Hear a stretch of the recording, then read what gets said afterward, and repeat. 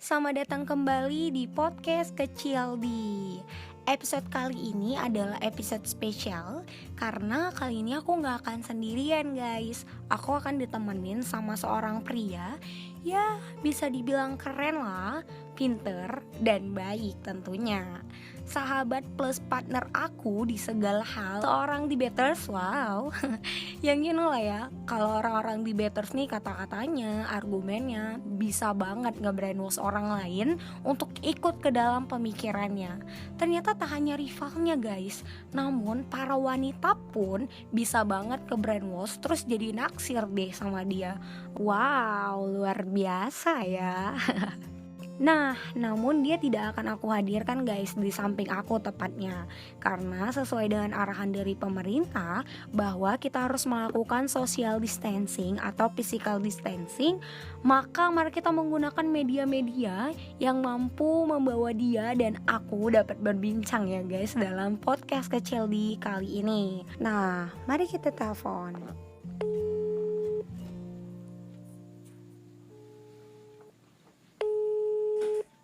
Halo, assalamualaikum.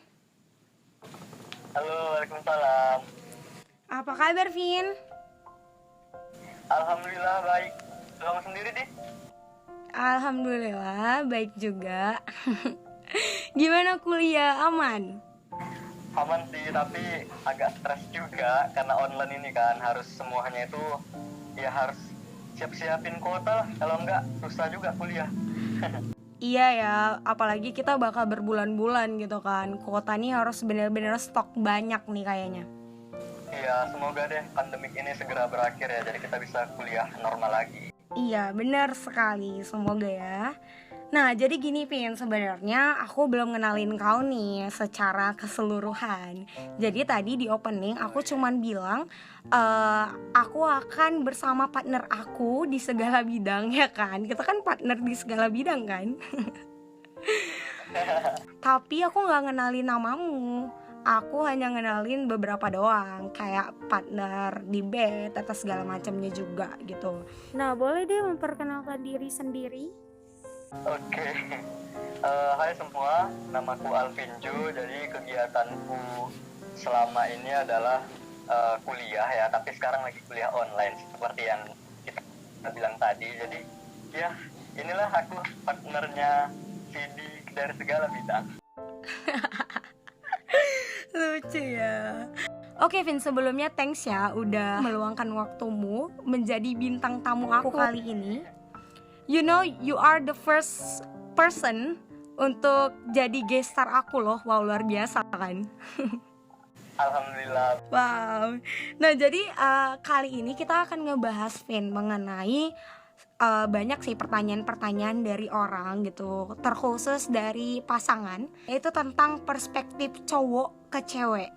Nah, jadi mungkin salah satunya bagaimana sih seharusnya cewek memahami cowok gitu kan. Karena kita tahu bahwa kalian para cowok kan selalu bilang kalau cewek itu ribet gitu kan, cewek itu nggak bisa ditebak atau segala macam gitu. Padahal sebenarnya di kognitifnya para cewek juga bilang cowok tuh ribet parah guys, gila. Aku tuh nggak kenal gimana sih sebenarnya karakter cowok ini gitu.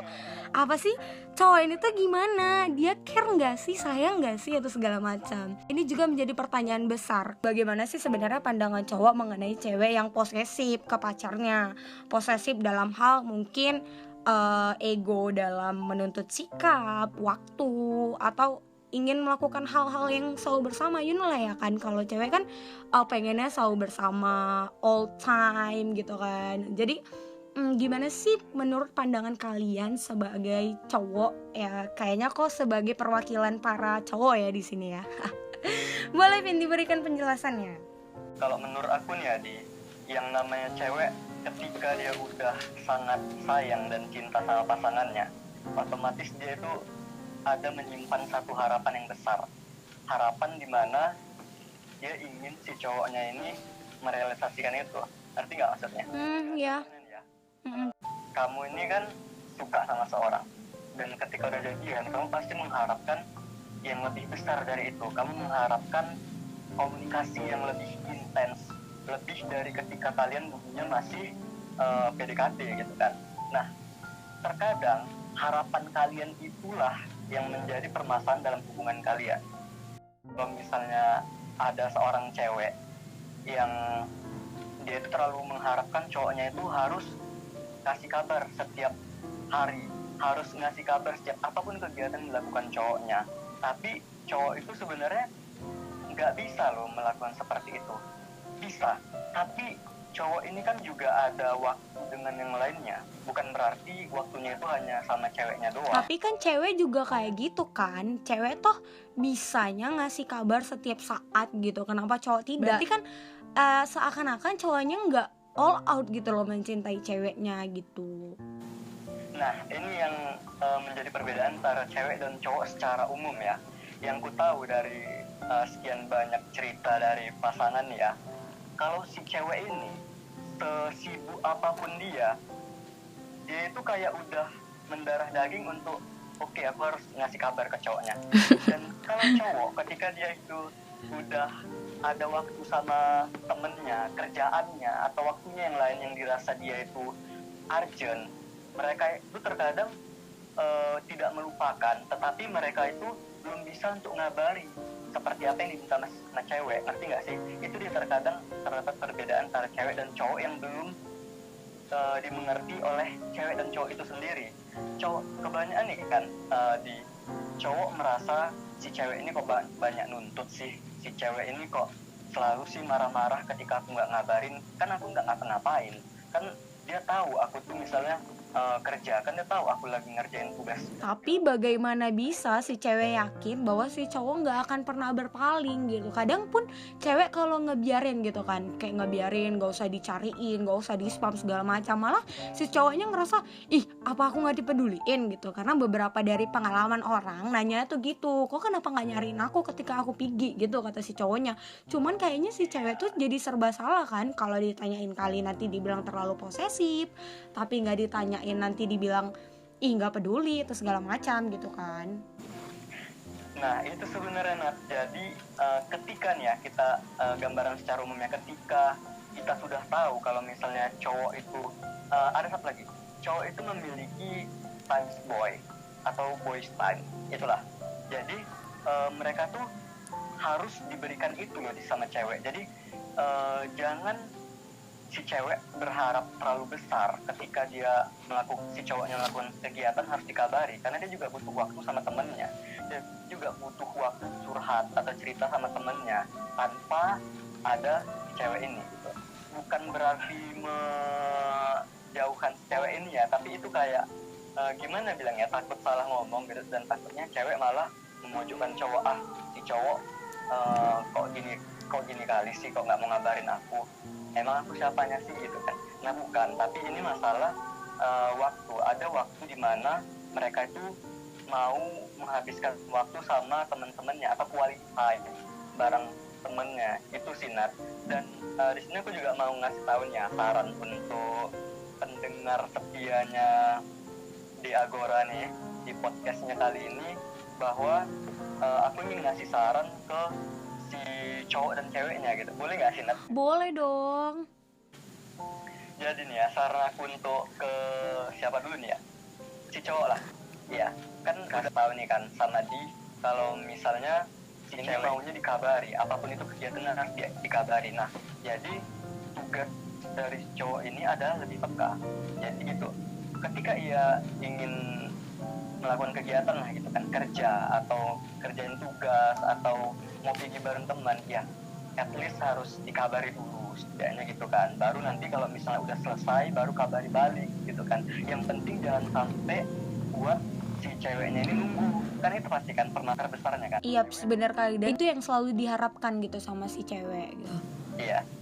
Dan tahu nggak sih, puncak dari permasalahan setiap pasangan itu adalah ketika si ceweknya ini udah lelah nunggu gitu. Kok cowokku ini nggak ngabari ya? Apa dia nggak nganggap aku lagi? Apa dia selingkuh? Kan gitu kan pasti kan. Iya benar-benar.